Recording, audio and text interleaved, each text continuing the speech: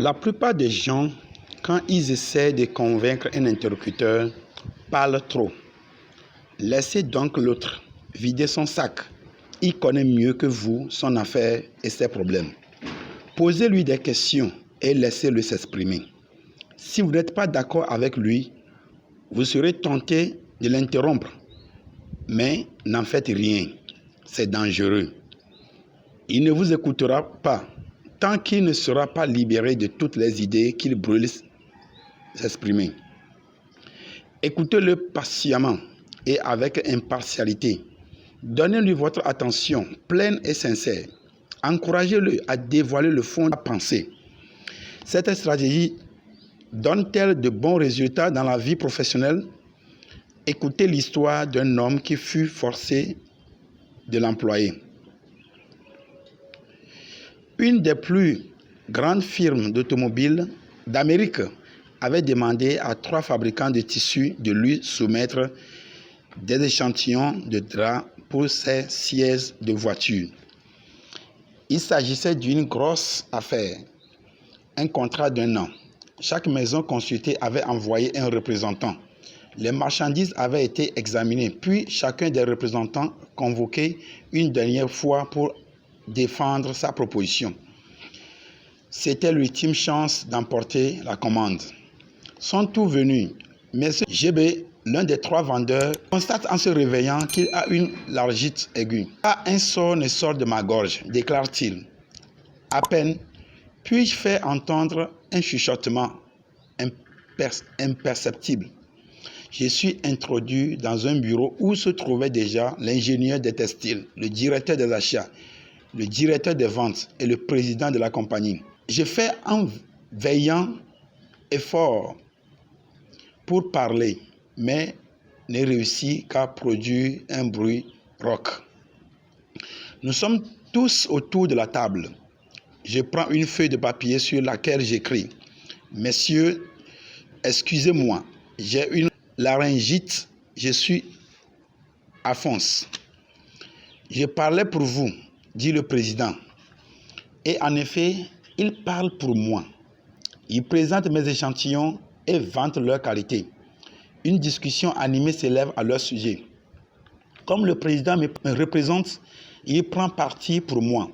Ma seule participation à la conversation consiste en quelques gestes, sourires et hochements de tête. En conclusion de cette négociation insolite, le contrat échoua ma maison, une commande d'1 million de mètres de tissu pour 1 600 000 $. La commande la plus énorme que j'ai jamais décrochée. Je sais que j'aurais manqué l'affaire si j'avais pu m'exprimer normalement, car j'avais une conception complètement erronée de toute l'affaire.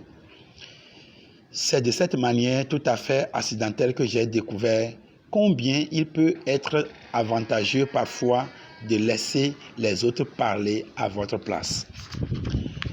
Laisser parler les autres donne d'aussi bons résultats dans les relations familiales que dans les relations professionnelles.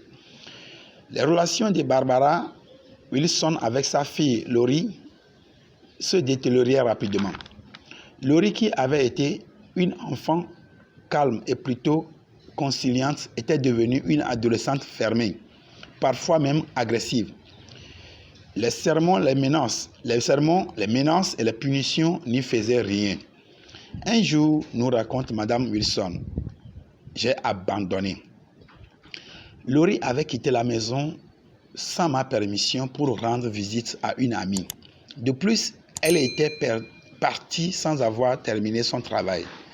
À son retour, je suis prête à hurler, comme je l'avais déjà fait des milliers de fois. Mais je m'en sens plus la force. Je me contente de la regarder et de lui dire tristement « Pourquoi, Loris? Pourquoi ?» Loris remarqua alors l'état dans lequel je suis et d'une voix calme me répond « Tu tiens vraiment à le savoir ?» Je hoche la tête et Loris s'exprime. Un peu hésitante au début, elle finit par me dire tout ce qu'elle a sur le cœur.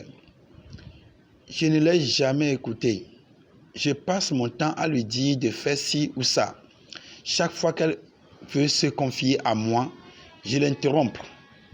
En lui donnant des ordres, je comprends qu'elle a besoin de moi. Non pas d'une mère autoritaire, mais d'une confidente, de quelqu'un capable de l'aider à passer le cap difficile de l'adolescence. Et au lieu de l'écouter, tout ce que j'avais su faire, c'était parler.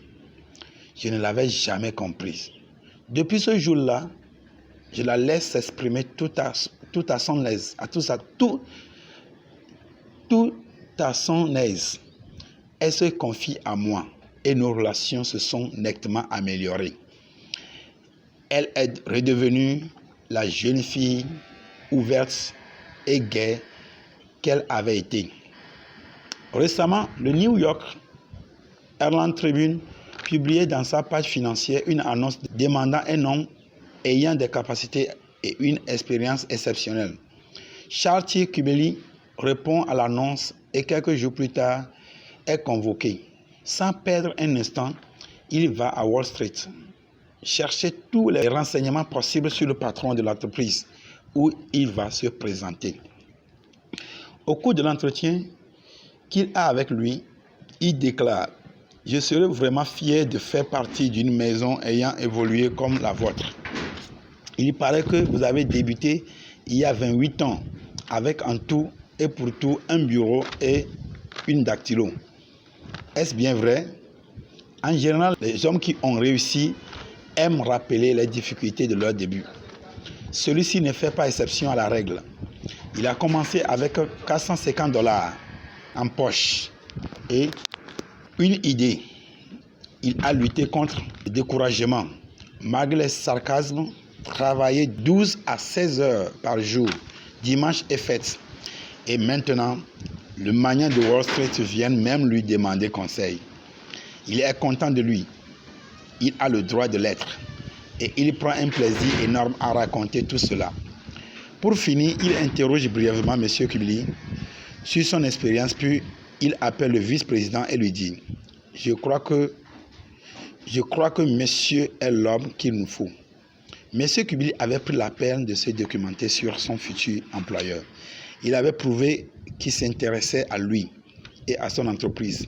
Il avait encouragé à parler. Voilà pourquoi il avait fait bonne impression. Roll Bradley de Sacramento, en Californie, a vécu une situation opposée. Il a écouté un bon vendeur se convaincre lui-même d'accepter un emploi dans sa société. Et il le raconte ainsi. Étant une petite compagnie de courtage, nous n'offrons pas d'avantages sociaux. Nos représentants sont des agents indépendants. Nous n'avons même pas le moyen de leur offrir un appui publicitaire, comme la plupart de nos concurrents. Richard Prior possède le genre d'expérience que nous recherchons pour cet emploi. Mon assistant qui le reçoit pour un premier entretien lui a fait ressortir tous les côtés négatifs du poste et il a l'air plutôt découragé lorsqu'il entre dans mon bureau. Je mentionne l'unique avantage qu'il a à travailler pour ma société, c'est-à-dire, puisqu'il sera un agent indépendant, celui d'être en quelque sorte son propre patron. Tout en m'expliquant son point de vue sur la question, il se départit peu à peu des pensées négatives qu'il avait en entrant. À plusieurs reprises, il donne l'impression de se parler à lui-même, de réfléchir à ses propres pensées. Je suis même tenté parfois de les prolonger. Cependant, à la fin de l'entretien, je sens qu'il est convaincu sans l'aide de personnes qu'il aimerait travailler pour ma société. Parce que j'ai été un auditeur attentif et que j'ai laissé Richard parler seul. Il a pu honnêtement peser le pour et le contre. Et à la conclusion positive à laquelle il est parvenu représente un défi qui s'est lancé à lui-même. Nous l'avons embauché et nous n'avons eu qu'à nous en féliciter. Même nos amis préfèrent nous entretenir de leurs mérites plutôt que de nous écouter vanter les nôtres. La Rochefoucauld dit « Si vous voulez vous faire des ennemis, surpassez vos amis. Mais si vous voulez vous faire des alliés, laissez vos amis vous surpasser. » En effet, Lorsqu'ils nous dominent, nos amis affirment leur importance. Dans le cas contraire, ils se sentent inférieurs et par conséquent jaloux. Harriet G. était de loin la conseillère en placement la plus appréciée d'une agence de New York. Ce n'était pas du tout été le cas. Pendant les premiers mois, elle ne s'était pas fait un seul ami parmi ses collègues. Pourquoi? Parce qu'il ne se passait pas une journée sans qu'elle ne vante ses placements, les nouveaux comptes qu'elle avait ouverts et tout ce qu'elle avait réalisé. Je faisais bien mon travail et j'en étais fier, nous raconta Henrietta. Mais au lieu de partager mes triomphes, mes collègues semblaient en prendre ombrage. Je désirais vraiment qu'ils m'apprécient.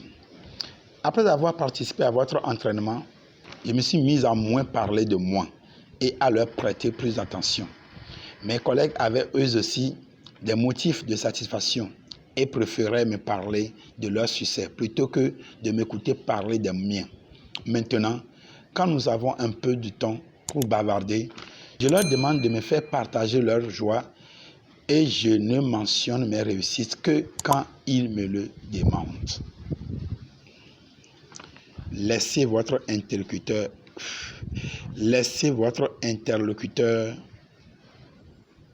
parler tout à son aise. Tout à son aise.